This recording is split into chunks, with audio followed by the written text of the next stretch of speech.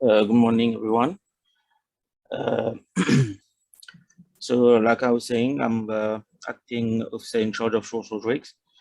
So, through the project that we are discussing, we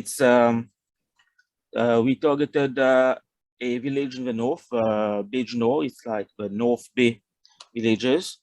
And through this project, we had different things we had to do, like do the CV assessment, support livelihood activities, address water shortage, as it is a really big problem here in the island, and then transfer all these lessons to the government. Next slide, please.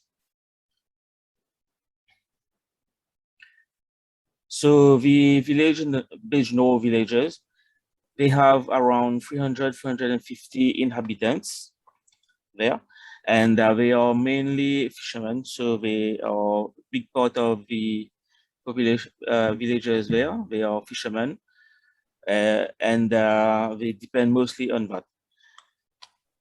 Also there, since it's like a remote village, like the level of education there is a bit low.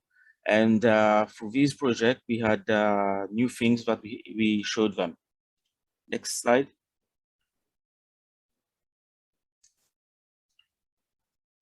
So through this project, we targeted 16 families, which represent about 15% of the village. We had 54 people present in the project, like 15 men, 17 women, and 22 children. So it's targeted the families. So through the CVA, next slide, with a CVA assessment, we had some really good work with population there.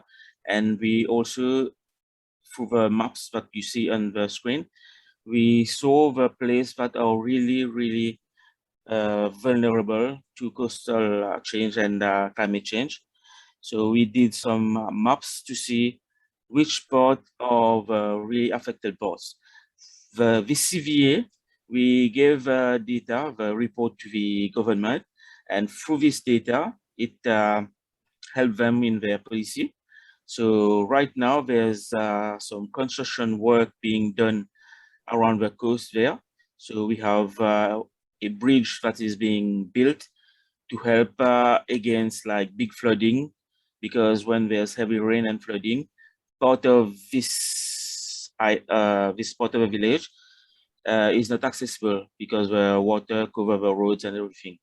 So through this assessment, which was innovative and the first one that an NGO did in Rodrigue, the government did new policies for that. Next. And one other part of the project was alternative livelihood, like poultry farming. And all 16 families, we gave them around 5 chicken each. And through the project, we saw that certain families got more than the others, like 1 or 2 people had even 20 to 50 hens at the end of the project. And it really helped them as it raised their monthly income really well. Because also with eggs that was what we got from the hens, this helped them in for their kids going to school. A lot of families use the eggs in the morning or for the kids. And instead of going out to buy 1 eggs for 7 rupees here, we already had it at home, which helped them in their income. Next. The next part of the project was, like I said before, we had an issue of water shortage here in Rodrigues. So part of the project was to give them the capacity to do rainwater harvesting. So each family has got a water tank, like you see in the picture. And the thing is, the families participated in building the tank. they were there and helped, like you see in the first picture. It's the beneficiary is working on it and giving his part of the effort in the project. That part of the project, we had 38 families that benefited for the rainwater harvesting. Next.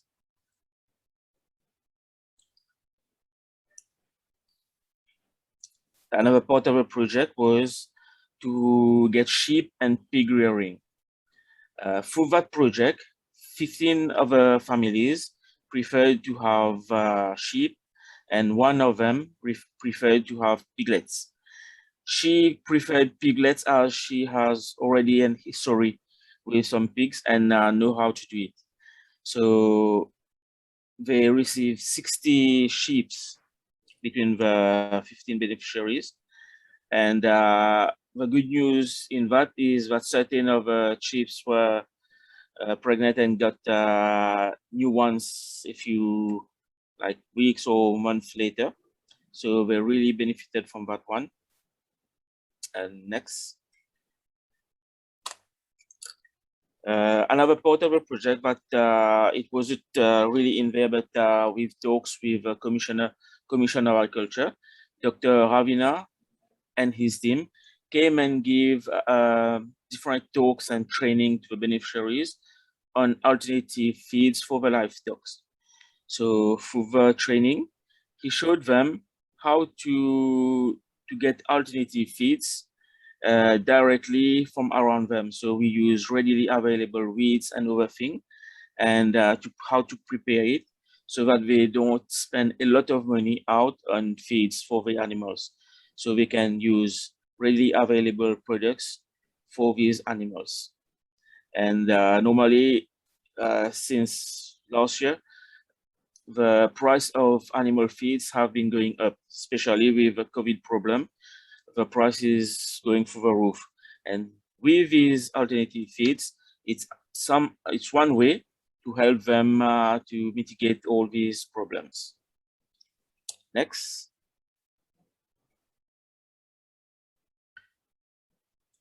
So the challenges that we had through this project is the project was funded under a seed CBA, and at the end of the project, like the money we finished and gave everything, so funding was finished, and that's a big problem here. A lot of projects did not work because after the end of the project, it wasn't sustainable. But through this project, even if funding was finished, the fishermen, the beneficiaries, are still working with the animals and things. So it's still going on. And specific challenge is understaffing. So our NGO, we have only 5 staff, and it's not enough to cover all the projects that we are doing right now. We also don't have enough funding for them. And this project, it was done in the Bejno villages, which is directly linked to one of the 4 marine reserves that we have in the north of Rodrigues. So the problem here is that we don't have enough funding to replicate this kind of project through all of the reserves on the island.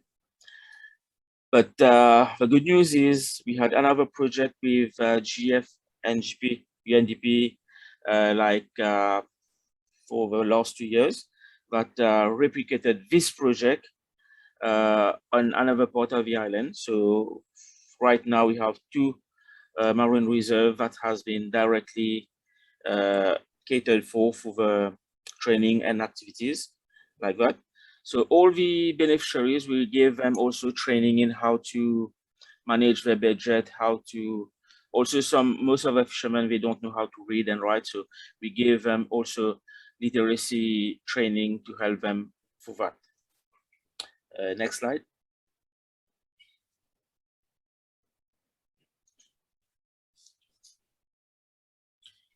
So what specific recommendation that we like to make is like policymakers need to take more into account that NGOs need co-funding for salaries. Most of the project that is going on around the island, it doesn't take care of funding for salaries of the staff to do the job, to get the project till the end. So maybe if policymakers can cover these parts so that the NGO work really well with the amount of funding from other funders, this will help greatly. Also, for all these projects, like different policies can be put at the front to help different communities. So we at Shoals, we have seen that for a project to work, we have to really integrate the beneficiaries from the start of a project. So while devising it, like implementing, monitoring, and doing things, we have to be really in touch with communities, the beneficiaries, as we've seen different projects that fail because they didn't see that it wasn't what the beneficiaries wanted. So for it to work, we have to work with them since the beginning, like creating the project that really cater for what they need. Also, global and national policymakers should create really good environment for building resilience of communities. So different project here that we do has been funded by the SGPGF throughout the years. And we really like to thank UNDP for that, because we've seen that certain project needs to continue to be sustainable. And a few other beneficiaries we have, they can be found in one or two different projects because they want to continue and make it a success. So for all these funding that we have with UNDP, we really thank them for that, because it really helped us and the beneficiaries in Rodrigues to make things happen and for it to really work well. So I think it's mostly this. And if you have any question later on, don't hesitate. So SGP Jeff has really helped us for that. Thank you.